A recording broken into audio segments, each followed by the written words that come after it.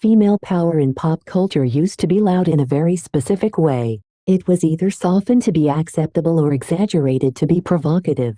Strength was allowed, but only if it stayed within rules written by someone else. Beyoncé didn't just step into that system. She quietly dismantled it and rebuilt something entirely different in its place. Not by asking permission, not by explaining herself endlessly, but by redefining what power looks like when it belongs fully to a woman. What makes Beyoncé's reinvention so unsettling and so effective is that it doesn't rely on rebellion for attention. She never needed to constantly fight the industry in public to prove her strength. Instead, she shifted the center of gravity. Power stopped being about reacting to criticism and started being about ownership.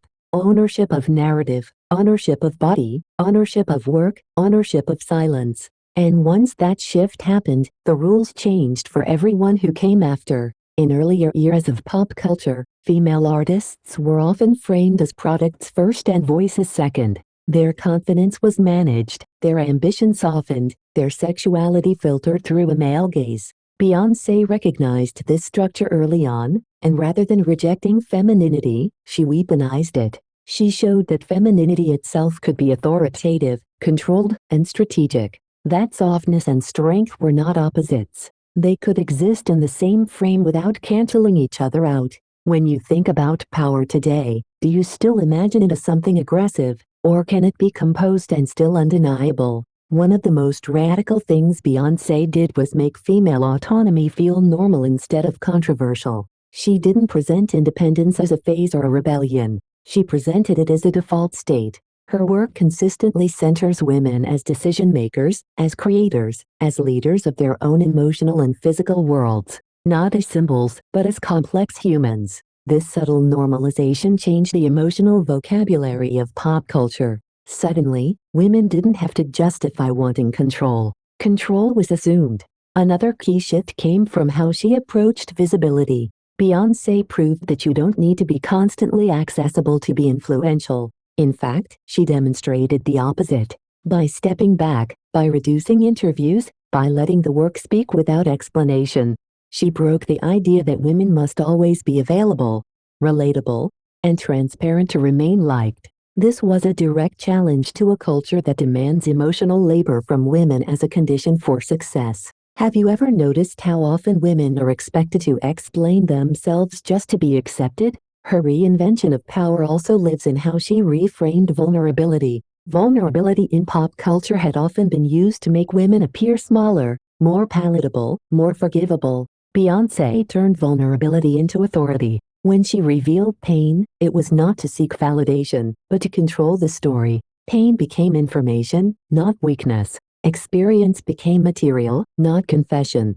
This distinction is crucial. It taught a generation that sharing doesn't have to mean surrendering control. Beyoncé also challenged the idea that female success must be individualistic to be respected. She consistently uplifted other women, collaborators, dancers, creatives, and voices that reflected a broader collective identity. This wasn't framed as charity or solidarity theater. It was framed as power multiplication. Her success did not shrink when others rose with her. It expanded. In a culture obsessed with competition between women, this approach quietly rewired expectations. What would change if success was no longer treated as a limited resource? If this perspective is making you rethink how power actually operates in pop culture, this is a good moment to subscribe and share your thoughts in the comments. Do you think real power needs to be loud, or is quiet control more effective?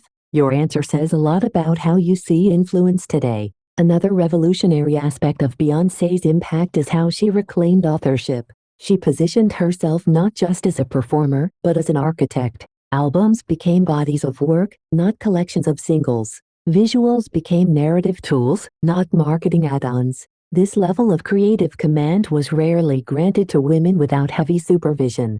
Beyoncé didn't ask for it. She built it. And by doing so, she reset the standard of what female artists could demand from the industry. Her approach to sexuality further complicated outdated frameworks. Beyoncé refused to separate sexual confidence from respect. She presented desire without apology and control without shame. Sexuality was not something done to her image, it was something she directed. This distinction dismantled a long-standing double standard in pop culture, where women were either sexualized or respected, but rarely both. She proved that agency, not modesty, is what defines dignity. Importantly, Beyoncé's reinvention of female power did not require her to reject tradition or femininity. She embraced motherhood, partnership, heritage, and softness without allowing any of them to limit her authority. This balance is what makes her influence so durable. Power was no longer about choosing between roles. It was about integrating them without hierarchy. Why should strength require erasing parts of yourself?